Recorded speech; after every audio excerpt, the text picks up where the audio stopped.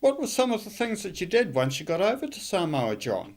We always had to start milking about 3 in the morning because of the heat to get the cows out under the trees or out where they were grazing. It was coconuts with grass plantation and bananas with grass underneath them, and then there was open hills with mostly peanut wheat on it and bush and so forth. But the cows used to get grazing a lot. But we managed to. The biggest thing that was distributing the milk and so forth. They had a bottling place and what do they call it? You were supposed to be in charge of it. Oh. Pasteurizer. Mm. They had a pasteurising plant on the farm. Had a walk-through cow shed, and I will say that they were very, very clean as far as hygiene was concerned. It was spotless. The whole spotless. Place was spotless, but they had a compressor on the pasteurising machine, and it broke down, and they had a spare one in the shed beside it. I said, "Well, we'll whip this one in." "Oh, you can't do that." And I said, "Why not?" "Oh, that's a spare. If you use that, we won't have a spare." It took me about a week to get it in, to persuade the powers that be in the Catholic Church and so forth that I wanted it in. So, but it worked out in the finish.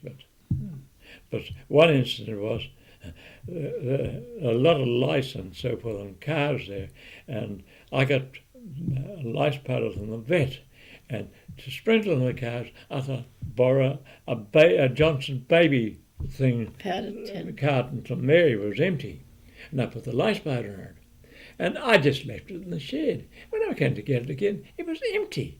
And I said to the foreman of the farm, "What happened to the lice powder?" He laughed and laughed. I said, "What's the matter?" Well, the boys were going to a dance and they thought it was talcum. And they put this... And they sprayed themselves, all of them. About 3 of them had to go with this lice powder. So none of them had a niche at all. No.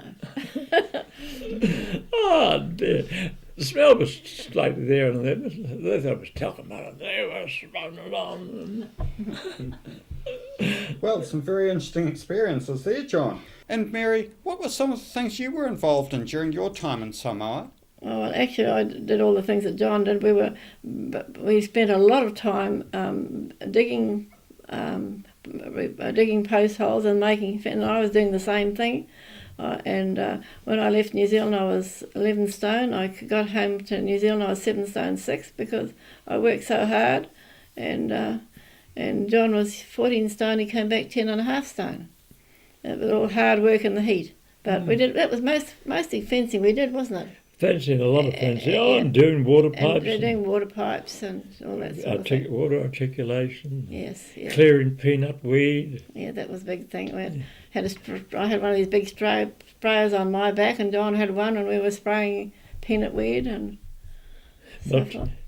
After about, I think about 14 months, we made the farm pay, and paid all the bills back and so forth, and the Catholic Church wanted it back. So the Cardinal came and thanked me for it and gave me a long talk and so forth. He was a Samoan, and anyhow, they took it back, and there's a few questions asked of what it had done, but most of them were happy. I'm very grateful for what we did. Very grateful for what we done. So we just worked and around the university, and I had a job allotting grounds for different projects in the university and fencing things in the university. And they brought in goats, milking goats, into the university so they could graze them on top of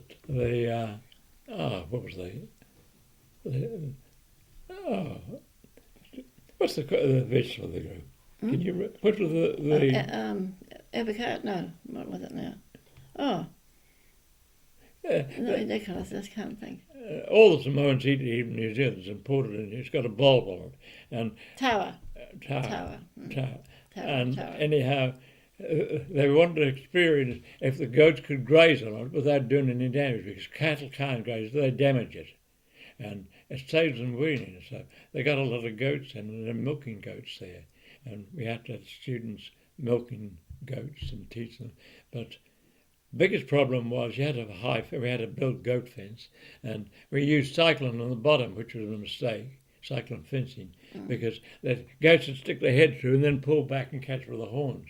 And you hear them bleating out in the night. I'd get up in the night and clear them and so forth. So when they were leaving, I said, the vets, I want them to horn. Oh, you can't horn goats. And they said, well, I said, they'll die. I said, just they head through the fence. The Samoans won't do anything about it. So they'd horn them for us. So I don't know how they got on the finish. Because actually, to start with, we had about 30 pigs on the farm. And we asked them where the pigs were when we got there, and they said everything was quiet. And we said, what happened to the pigs? Well, nobody fed them. And you know how pigs would squeal if they were hungry? They must have squealed and squealed till they died, and nobody ever came to find out what happened to those, and they died. So it's really unbelievable. One day, one sow she had 15 pigs. She only had 12 teats. So they said, what are they going to do with these? I said, oh, I'll try and rear them. And anyhow, we had 4 to start with, wasn't it? 4. And there was one very little rump. All the smallest ones we got. Yeah, and it died. But the other 3, we fed them on milk. And the only thing we could feed them was, we couldn't buy a teat of any sort in Samoa, so we got a ballpoint pen that unscrewed. I took the centre out of it and got a shell, and shell bottle, and made a hole in the top of it and screwed the 2 together. So there was a ballpoint pen with the teat for the and we used to feed these 3 pigs this way. We had to keep them inside. We had to keep them. They got cold. They were just shivering. We had to have a heat light on them, and it was hot as anything. But there you are. And we had to get up in the night and feed them during the night. Squeal and wish and baby. Like young babies, they had to be fed. As soon as they had a noise, Get up and feed them. Get up and feed the pigs. Anyhow, when we left her, what about this size? Beautiful pigs when we left them. And they said, what are you going to do with them? I said, they belong to the university, they don't belong to me. Oh, you should sell them. But I said, no, they're the university's pigs. So I'll bet somebody ate them. Didn't they love the avocados? I could never learn to eat avocados, and they're beautiful. They look beautiful. I boiled them, I did everything I could. None was like, but the pigs loved them. They just loved them, so we fed them to the pigs. Well, that was a very good result, getting the farm profitable, and looking after those pigs must have been very entertaining too. And once you got back to New Zealand, you spent several years in retirement before you moved to Taupo. What are some of the things you did during those years? Well, we used to go out and look after friends' farms and so forth. So if they wanted to go for a holiday, we went out and looked after 3 or 4 farms out good. We did them free. We didn't want money for it, but they would usually give us some meat or something like that. But we didn't want it just for enjoyment, not for gain. But it was reasonably, and of course we travelled. We've had a few trips overseas, quite a few trips overseas. And we were mugged when we were in South Africa. We were looking around the town, and it was about 4 o'clock in the afternoon, and these 2 chappies came up and asked us what the time was, and we thought, I said, 4 o'clock. And anyway, I said, that's funny. I said, the clock's just round the corner. Why did they ask us the time? Well, we soon found out, because they wanted to know what our voices were like, whether we were foreign or not. And they followed us. The 7 boys came towards us, and another 2 behind us, and all of a sudden they grabbed John, and I tried to save him, but anyway, they grabbed my purse and ran. And as it happened, I had a shoulder strap on it. And anyhow, 2 people ran, and when they went around, they gave the purse to somebody else. I knew it because I could see the strap hanging down, so I chased the right one. And a chappie in the car and he wound his window down listening to what we were saying, and he chased him in the car, and he jammed up against the wall. And so he grabbed what he thought out of my purse and threw it. And the only thing he took, Pam had given me some nice special earrings for my 60th birthday. And I thought, I'll put them, I won't wear them, I'll keep them in my purse for special occasions. Well, my earrings went, that's one of the things went. And some biscuits I had saved from that day. New Zealand money. So that's all I lost. I was very lucky. But, it was really frightening. Absolutely. Actually, everything went through your mind. Oh, we thought we'd never get home. I thought, well, this is the finish. It's absolutely a terrific feeling. But we were very lucky. John's cousin told us that we were lucky we weren't stabbed. Mm. We were very lucky, he said. That must have been very traumatic. And now that you're living here in Taupo, what are some of the things that you enjoy about living here?